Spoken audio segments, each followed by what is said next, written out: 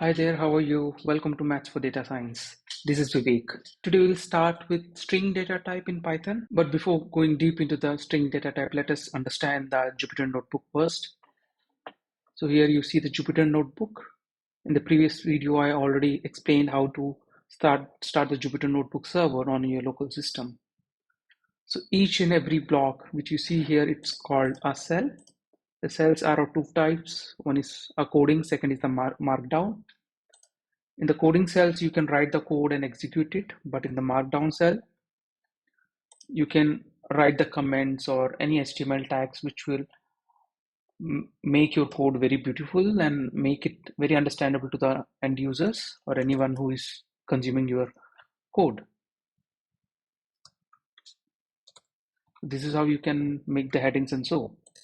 So let us not go into the markdown cells currently. Let us dive into the cells, coding cells. So here in Python, we are going ahead with the string data type.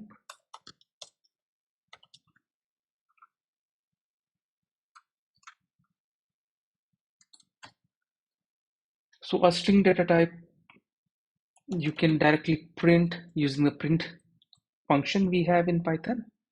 So the print function is used to print data in the output screen. So here I am writing Marshall. Marshall is a string. When we execute it, you can click on run here. See, now it has printed you Marshall. You can assign this value in the variable. Say the variable is message. You can assign that value to message. When you execute it, you see that message is assigned to Marshall. So the Marshall string is assigned to message, and you can use this to print the string.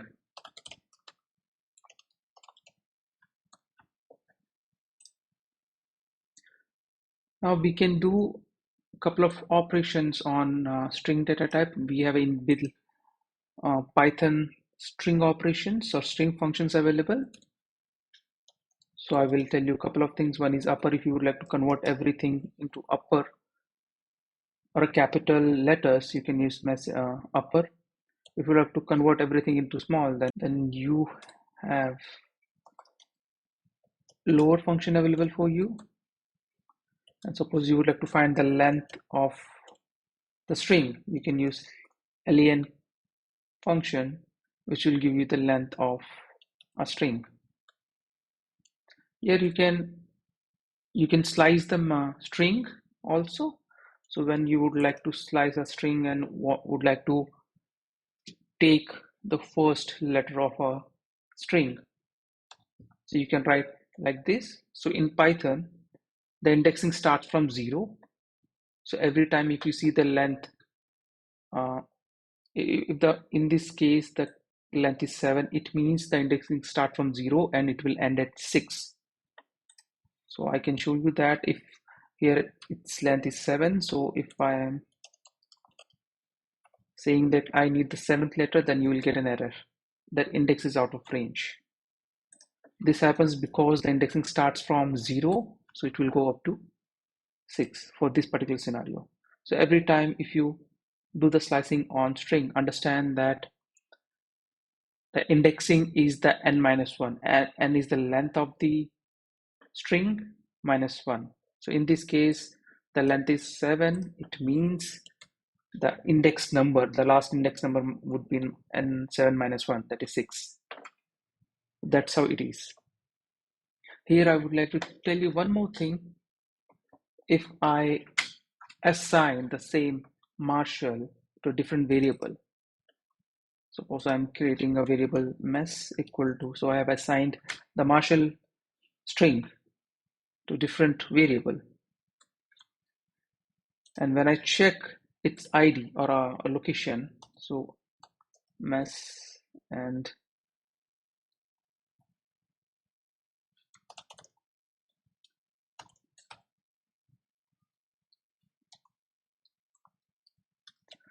for message,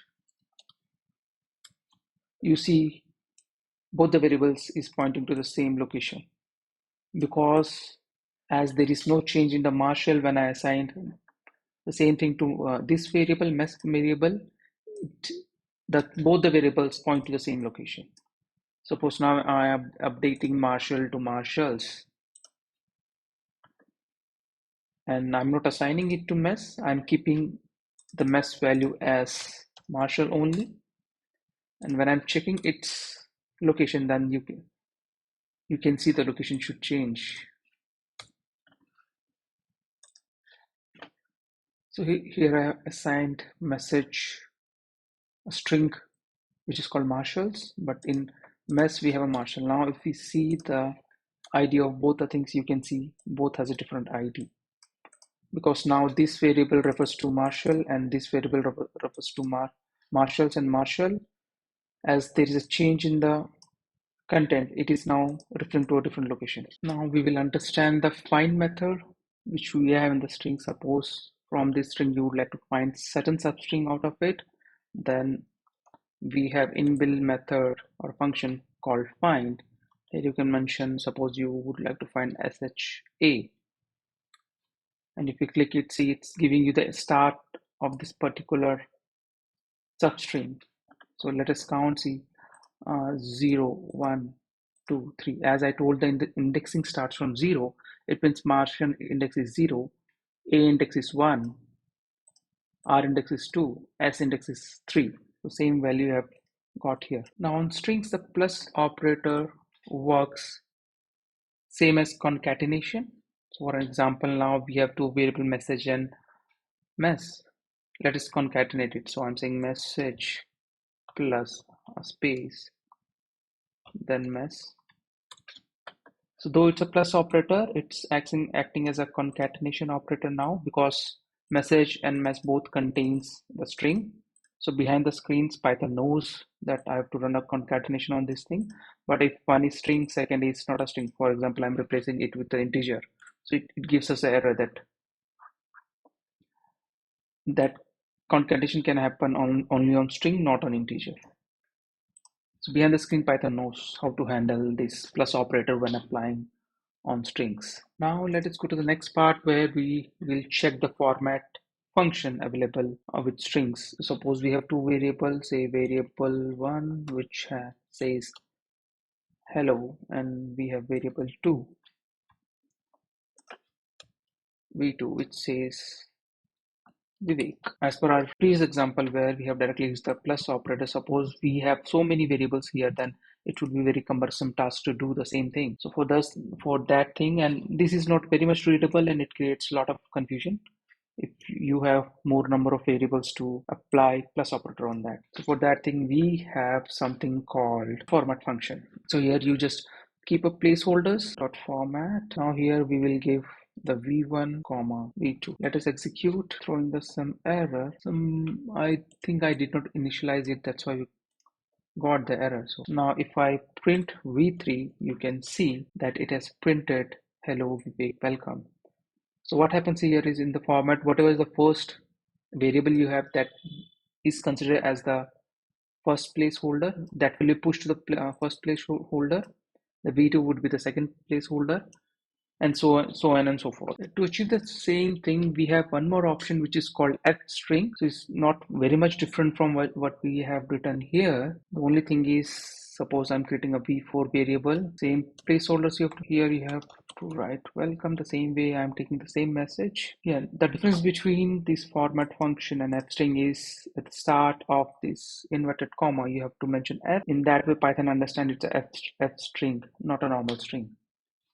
Here you have to mention the first variable which you would like to print here. Now in my case it's v1, and the second variable which I would like to print is v2. And now I will suppose I want v2 as the first to print and v1 as second to print. I can achieve it. It's done. So this particular thing which I explained till now, single line of strings. But if you would like to assign a variable a couple of lines, then we have to use triple quotes. So whatever you write in triple quotes, I can take this thing to the second line also. Still, I can execute the code, because the triple quotes tells the Python that this might be a paragraph which might contain more than one line.